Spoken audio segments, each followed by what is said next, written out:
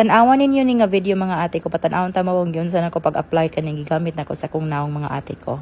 Okay, so first, di ba ako tong gisabunan and then gitrapuhan ako akong naong and then every time nga manghilamos gud ko or maligo ko naag yun na siya peel off. So this time wala lang ko maligo no para makita gud ninyo ang akong pagpanglugod o makita gyud din haag yun sana ko na paglugod as in lami kay siya lugoron gyud ang imuhang nawong. And then after nimong lugoron imo na po siyang sabunan. Kaduha day ko manabon mga ate ko, ako na siyang sabunan after. So kung paminaw na ko wala na siya kuan, wala na siya lugoronon. So after that syempre imo na siyang paugahon gamay imuhang nawong. And then after that imo dayon siyang butangan og toner. Di ba? So ako magbutang og toner mga ate ko, direct na siya dayon sa ako ang skin ang toner no. Dili na ko magamit og cotton or gapas. Basta ako na siyang i-direct kay mas lami ang iyahang mas ma-feel gyud nako ang kabugnaw. Bugnaw ba ang toner mga ate ko.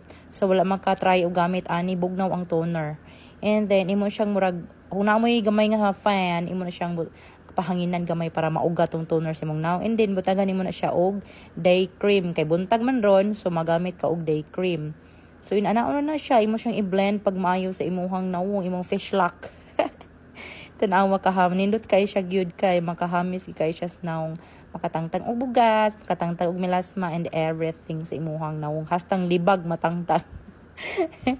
And then ayaw kalimtig apil og butang ang agtang, butang yung cream para mapantay o di ba? Tanawa after everything na blend na ko tanan ang cream and mao na siya ang resulta sa kong nawong. So ang redness gamay natural lang yun na siya. But over time after a while mawala ra na siya.